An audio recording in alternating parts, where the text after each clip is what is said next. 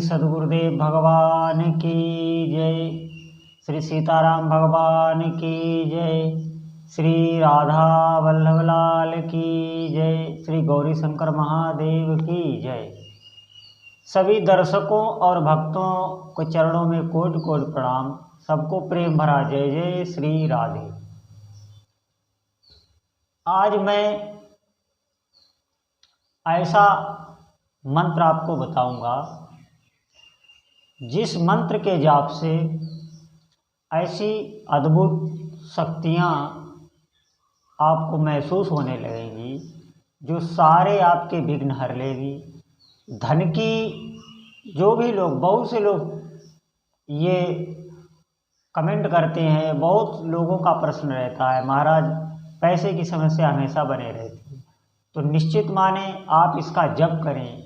ये ऐसी ऊर्जा क्रिएट करेगा, ऐसा योग बनाएगा कि शीघ्र से शीघ्र सारे धन की जो बाधाएं बनी हुई हैं आपके घर में, व्यापार में, जहाँ भी आप हैं, ये बहुत जल्दी तुरंत नष्ट करता है। धन की कोई भी समस्या है बहुत शीघ्र। आज ऐसा मैं आपको चमत्कारी मंत्र बताऊंगा, इसको आपको जरूर करना है। उससे पहले मैं आपको ये बता दूं कि हम क्यों बार बार कहते हैं कि किसी इष्ट देव का नाम जप करो। नाम जप से आपकी ऐसी धरा बन जाएगी, नाम जप से आपका आध्यात्मिक बल बढ़ जाएगा। फिर उसके बाद आप जो साधना करते हैं वो साधना शीघ्र ही फलदायी होती है। मेरी बात माने, खाली समय आप नाम जप करें। साधना तो आप 1 माला करेंगे, 2 माला करेंगे, 3 माला करेंगे, ज़्यादा आसन में आप नहीं बैठ सकते। आप अभ्यास करें, साधना को बढ़ाएं। जितना ज़्यादा जाप करेंगे, जो मैं मंत्र बता रहा हूँ, इन मंत्रों को जितना ज़्यादा आप जाप करेंगे उतना शीघ्र लाभ होता है इसमें। और मैं अभी बताऊंगा आपको मंत्र, पूरी विधि बताऊंगा। आपको एक इष्ट देव अपने जीवन में जरूर बनाने हैं। इष्ट देव इसलिए बनाने हैं कि देखो, हमको जीवन निर्वाह के लिए यहाँ संसार में भी, प्रगट में कोई जीवन साथी बनाना पड़ता है।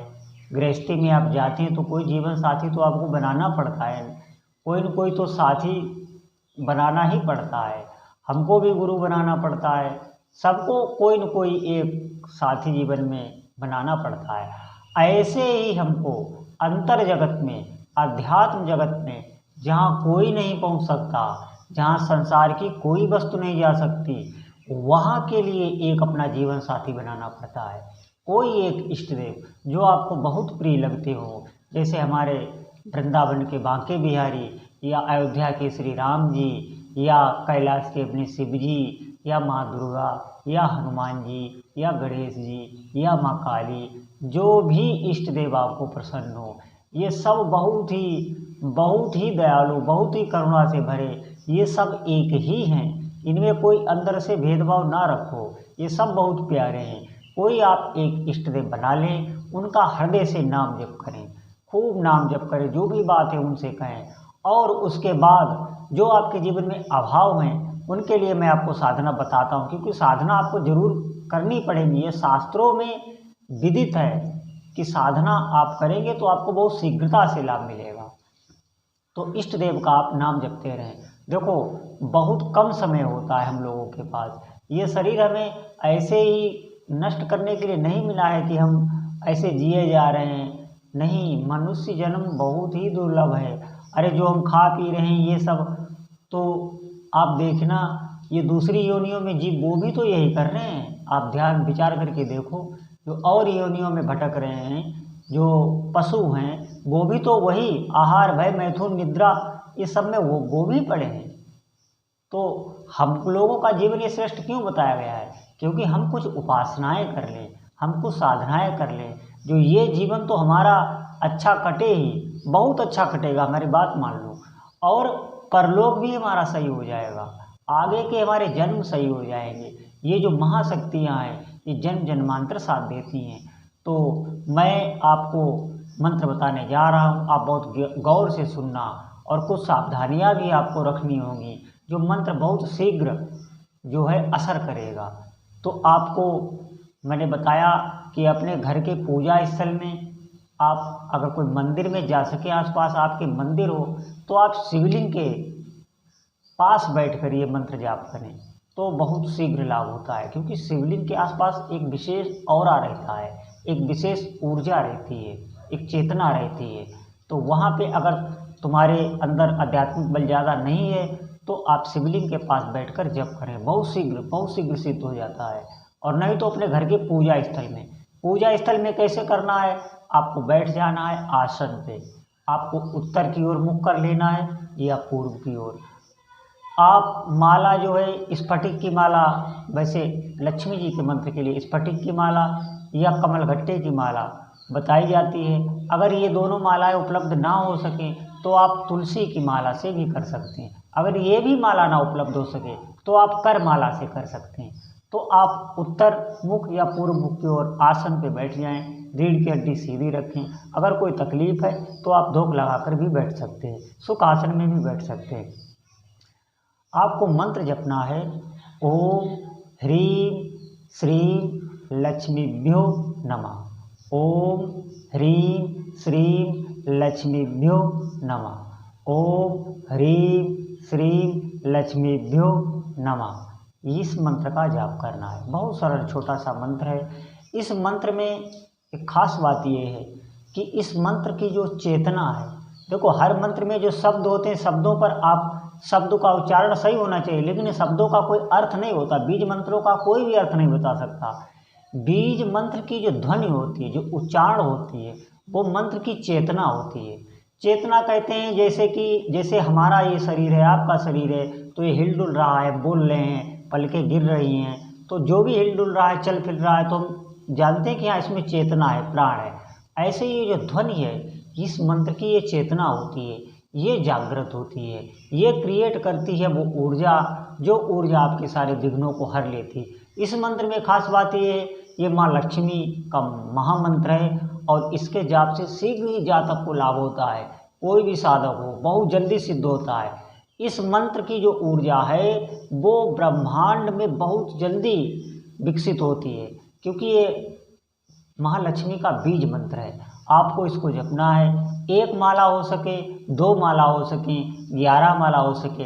देखो जितनी भी माला आप करेंगे तो उतनी जल्दी आपकी ऊर्जा विकसित होगी।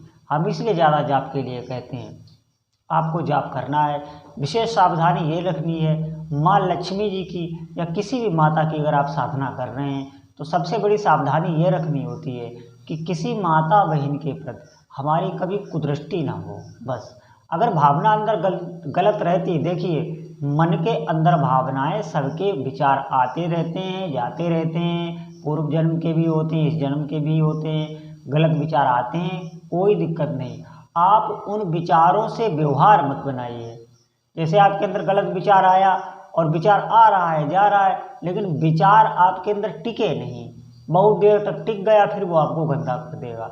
विचार से आप कोई यारी या दोस्ती मत रखिए। वो आ रहा है, जा रहा है, सबके अंदर आते हैं, उनसे परेशान ना होइए।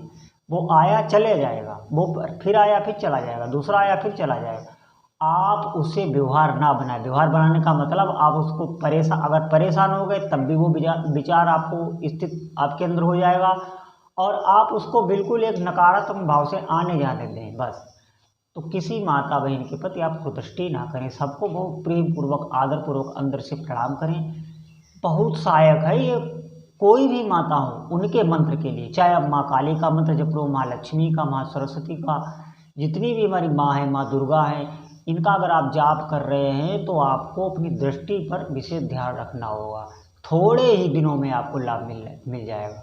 मैं इसलिए देखो, हम जो भी बात बताते हैं आपको सच बता रहे हैं। हम आपसे कोई दान दक्षिणा नहीं चाह रहे हैं। हम आपसे कोई अपनी चीज़ बेच नहीं रहे हैं कि हम माला बेचें या कोई सामान पूजा का बेचें, हम अपनी इनकम करें। नहीं भाई, हमारे ये धर्म में ही नहीं है। हम ऐसे गुरु कोई चेला नहीं है जो मांगना सिखाए।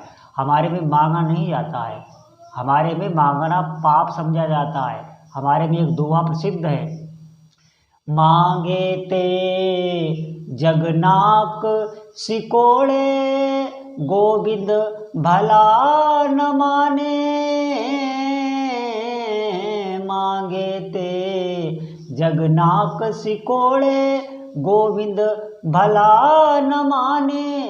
सब ते लालच का मत खोटा। तो ये है, तो हम लोग कोई भी स्वार्थ नहीं, आपसे एक पैसा नहीं चाहिए। आप अपनी पूजा में खर्च कीजिए, अपनी आराधना में खर्च कीजिए, अपने परिवार में खर्च कीजिए। बस मैं जो बता रहा हूँ वो साधनाएं करिए।